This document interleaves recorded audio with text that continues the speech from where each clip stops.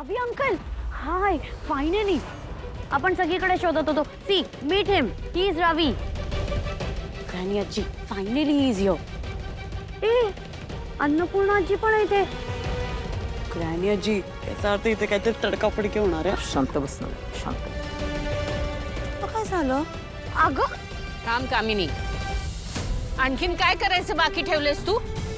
आज मराठी शाळा बंद करायला निघालीस याच्या सोबतीने? जरा सुद्धा लाज नाहीये का तुम्हाला? तुमची एकमेकांशी संगत असल्यावर दुसरं काय होणार म्हणा. वहिनी, ऍक्च्युली तसं काही झालेलं नाहीये. मला गॉड, गावच्या, तू इथे पण आलीस? हा, तुला कळतंय का हे कॉलेज नाही आपल्या जिथली तू GS आहे. काय तर म्हणे मराठी भाषेसाठी भांडायला आली आहे. इंटरव्ह्यूला गेलं ना तरी सगळ्यात पहिला प्रश्न असतो, तुम्हाला इंग्लिश येते का? या लँग्वेजला कोणीच विचारत नाही. काय तर म्हणे काय म्हणत असते कधी कधी मलाच कळत नाही. आमानी, तुमासनी आणि आलो गेलो, युजलेस. ए चिवचिवाट, लय ऐकलं तुझं. ज्या महाराष्ट्रात राहतेस की नाही त्याच जन्मभूमीची ही भाषा आहे.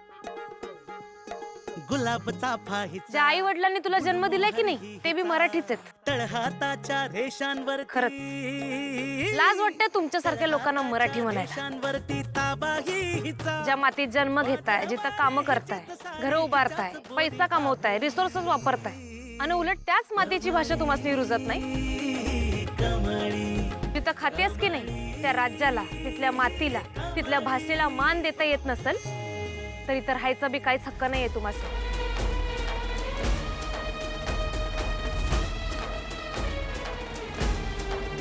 झालं झालं का? मी तेच विचार केला, अजून कमळी मॅडमने तिचं लेक्चर कसं काय नाही दिलं.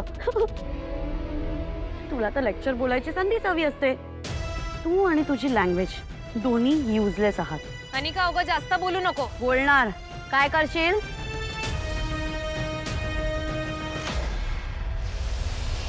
ए बाळा, अगं बोलताना थोडं भान ठेवावं. आपण कोणत्या भाषेबद्दल काय बोलतोय हे कळायला नको का? तू मराठी आहेस ना, मातृभाषा आहे ना तुझी मराठी. मग ज्या भाषेला अभिजात दर्जा मिळालेला आहे त्या भाषेबद्दल. अभिजात? I don't know what is अभिजात बिभिजात. तुम्हाला अभिजीत म्हणायचंय का?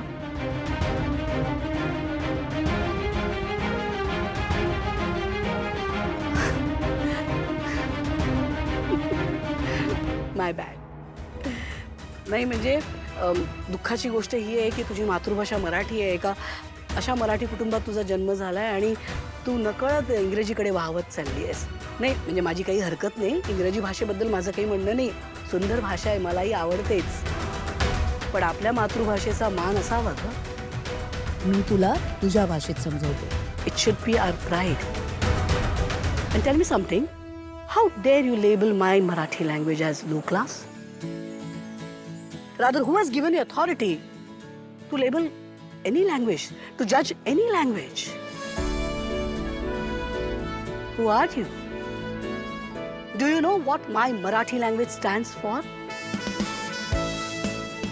It is the cultural heritage, cultural identity of Maharashtra. It's a very diverse language. It stands tall today with all the diversity, all the languages, all kind of people around. My Marathi language stands tall with its glorious and rich literary heritage. Be it wisdom of Sant Jnaneshwar, Sant Tukaram, the bold writing of eminent poets, writers, authors, orators. My Marathi language stands tall. खूप प्राचीन भाषा आहे ग ही. प्राचीन, do you understand? Ancient. It is one of the most ancient language.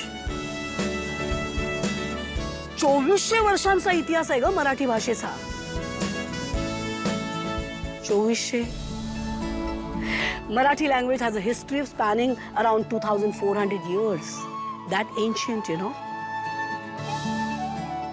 It has emerged out of Maharashtrian Prakrit.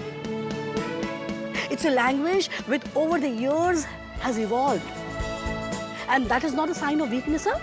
It's a sign of my great Marathi, which is adaptable, which is ready to open its arms for everyone. Anyone who loves Marathi, my language stands with the person. It's just like Marathi people, you know. In Maharashtra, each and every Marathi person with open arms is ready to welcome any and every person with any and every language. तुझ्यासारख्या इंग्रजी बोलणाऱ्यांना सुद्धा अगदी जवळ कवेत घेतात. This openness of Marathi language is not its weakness, it's its strength. My Marathi language has been a part of this history for years, for centuries. You know, any language is a very human source of depicting emotions, connecting with people.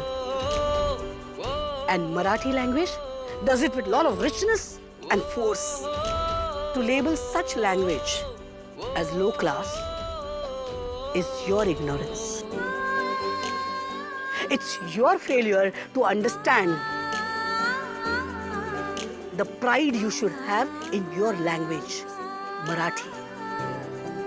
My Marathi has survived centuries. It does not need someone like you to prove its importance. Do you understand? You better understand. You have no option. Unfortunately, तुझ्या मातृभाषेची, माझ्या मातृभाषेची महती तुला समजवताना मला इंग्रजीचा वापर करावा लागतोय. हे खरंच दुर्दैव आहे, पण काय करणार? माझी अपेक्षा इतकीच आहे की किमान तुला आवडणाऱ्या इंग्रजी भाषेत मी जे काही सांगितलं ते तुझ्या डोक्यात आता शिरलं असेल. हा बाळा? या डोक्यात कधी प्रकाश पडेल कोण जाणे. कामिनी, पैसा आणि सत्ता म्हणजे सगळं काही नाही.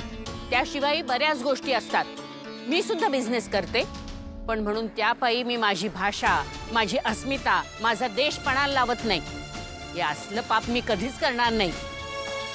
जाऊ दे म्हणा, गाढवा पुढे गीता वाचून काय उपयोग आहे. कुठे आहेत शाळेची कागदपत्र? कुठे आहेत? वहिनी, हा का? मी म्हटलं ना तुला, मला खरंच काही माहिती नाही यातलं, आणि माझ्याकडे काहीच नाहीये. जे काही आहे ते त्याच्याकडे आहे, माझ्याकडे कुठे काय? पेपर्स घेऊन फिरत नाही मॅडम. 2-3 महत्वाच्या पेपर्सवर सह्या राहिलेल्या आहेत, शेवटच्याच. बट डोंट वरी, या शाळेचा मालक इथंच आहे, सो सह्या लगेच होतील. घेऊन येतो.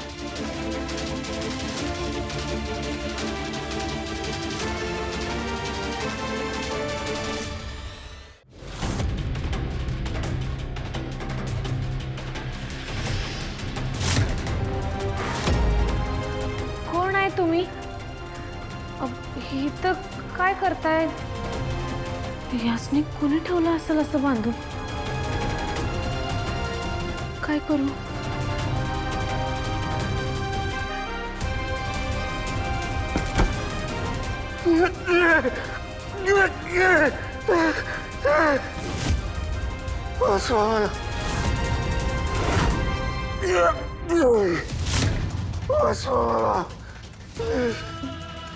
कोणी तुम्हाला इथं बांधून ठेवलंय? तुम्ही इथं कसं काय अडकलाय? रामखोरानं मला कैद करून ठेवलं. गेले कित्येक दिवस, महिने मी या खोलीत बंदिस्त आहे. प्लीज